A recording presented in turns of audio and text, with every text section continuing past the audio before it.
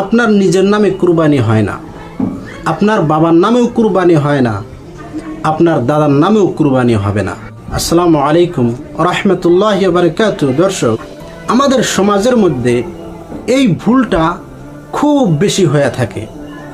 তা হলো, কুরবানির পশু জবাই করার পূর্বে আমরা অনেকেই বলি যে আমার বাবার নামে কুরবানি দাও, আমার দাদার নামে কুরবানি দাও।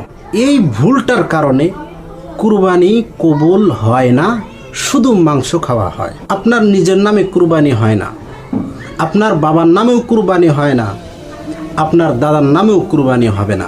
প্রিয় দর্শক, খুব লক্ষ্য করে শুনবেন, কুরবানিটা অ্যাকচুয়ালি কার জন্য হবে? আল্লাহ রাব্বুল আলামিন কোরআনে কারিমের মধ্যে উল্লেখ করেন সূরা কাউসার আয়াত নম্বর 2-এ, ফাসাল্লি লিরাব্বিকা ওয়ানহার, নামাজ পড়ো লিরাব্বিকা, তোমার প্রভুর জন্যে, ওয়ানহার, এবং কুরবানি করো তোমার প্রভুর জন্যে। অন্যত্তরে সূরা আনআমের 162 নম্বর আয়াতের মধ্যে আল্লাহ রাব্বুল আলামিন বলে, কুল ইন্না সলাতি ওয়া নুসুকি ওয়া মাহইয়ায়া ওয়া মামাতি লিল্লাহি রাব্বিল আলামিন।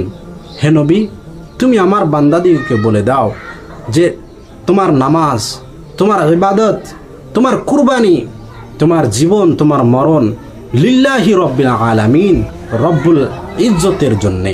কুরবানিটা আল্লাহর নামে হয়। সুতরাং কুরবানিটা এইভাবে দিতে হবে যে আমার বাবার পক্ষ থেকে আল্লাহর নামে কুরবানি করিলাম, এটা নিয়ত করতে হবে, প্লাস মুখে এইভাবে বলতে হবে, তারপরেই কুরবানিটা আল্লাহর দরবারে কবুল হবে।